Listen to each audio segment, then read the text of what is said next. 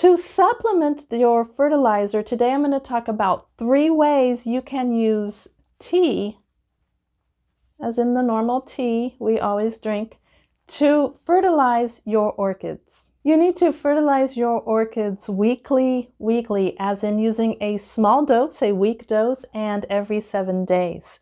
This is a great recommendation, but most fertilizers will only provide nitrogen, phosphorus, and potassium, the NPK ratio. Now, orchids don't just live on nitrogen, phosphorus, and potassium.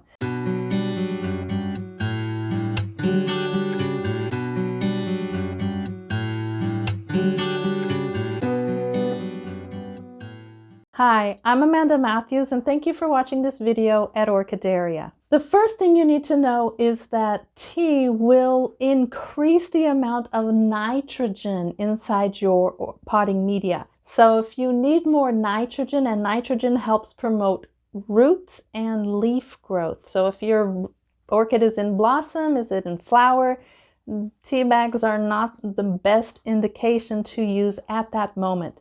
Use tea bags when you're focusing on healthy roots and getting nitrogen inside that potting media. The next thing that is wonderful about tea bags is that they are full of nitrogen, 5% nitrogen, 2.5% potassium, 0.8% phosphorus, which is for fertilization mix, 0.6 calcium, and 0.5% magnesium.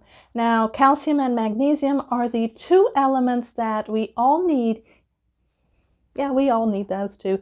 But the 2 elements that your orchid needs for being healthy, especially calcium, which most orchid fertilizers do not provide. So you will be increasing nitrogen, but you will also be increasing these other elements inside your orchid. The only thing that you need to be aware of in using tea bags is the material that these are made of. Some of these tea bags are made of plastic, and I won't even try to pronounce that. Do not use the bag. Use what's inside the bag.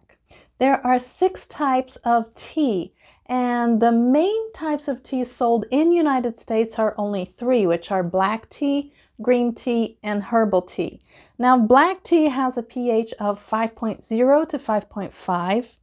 Green tea will have a pH of in between 7 to 10, and herbal tea is neutral.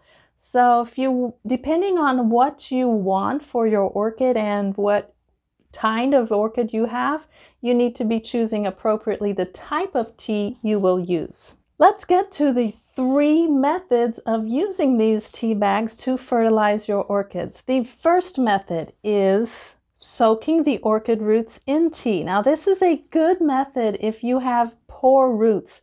You can hydrate these roots back to life, hydrate the leaves too, and soak them during the night and take them out during the day, or vice versa. But just don't make a strong concentration of this, because this is a rescue method and everything in orchid care is in tiny, tiny, tiny doses.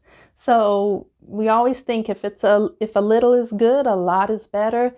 That does not happen with tea. The second method is when you actually have a healthy orchid. You do not want to revive or rescue an orchid with no roots or no leaves, or badly shaped leaves or dehydrated leaves. The second method is to cut open this tea bag and sprinkle the contents of the tea on the top of the potting media. Every time you water, a little bit of that tea will come down into the potting media, and it will provide the extra nutrients that your orchid needs. The bad thing about this is it doesn't leave the pot as immediately as we would like it to, so it just sits there. The good thing about this is that the interaction with the water and the tea inside your potting media will bring your pH down a bit. So if you have tap water like I do in Kansas here, that is extremely high in pH, use tea to bring that tap water pH down to a 5.5, 6.5. The third method is just to use a small amount of tea. Just put the tea bag in the water just so it starts to change color and then immediately take it out and use that water to water weekly. This method will provide less harm for your orchids, because I especially have a tendency of, like, when I fertilize, I have a heavy hand, and then the next day the leaf tips are turning brown and the flowers are kind of, you know, turning yellow, and I know I overdid it. So tea bags, you know, just providing that little bitty dose. As soon as you see that water change color, take out the tea bag and use that water to water your orchids. This will bring the pH down, as I said before. If you have an extremely high content, you can use lemon too.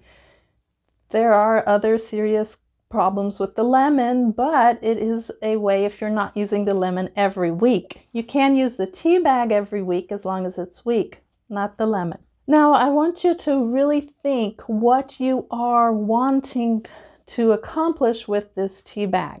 If you're wanting to change out your fertilization method for just tea, don't do it.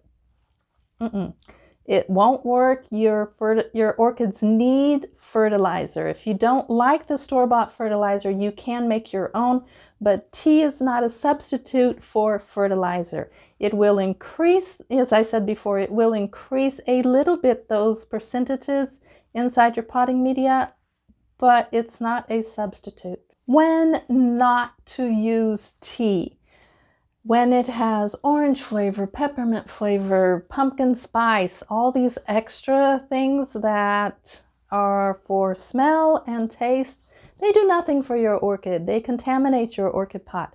So pick a tea. When you go out to buy tea, pick one that is probably you wouldn't drink. Probably you wouldn't drink, but your orchid will like. So shop for your orchid, not for you. You need to fertilize your tea weekly, as in you fertilize your tea. No. Now, some of these tea bags can be made of a plastic called polypropylene. And I will tell you what are the 6 types of orchid tea. If this video has provided any value for you, please hit the like button. First, because these videos take an extremely long time to produce and make and edit and shuffle through all the information. And I do these because I want to provide good information for you. And the like button is a little feedback to me if they are working or not. And if you want to continue your orchid care, I suggest you look at this video about fertilization and the 5 different methods of how you can fertilize your orchids. And in this other video down here, I explain how to use eggshells to increase calcium in your orchid. Thank you so much for watching, and happy cultivating.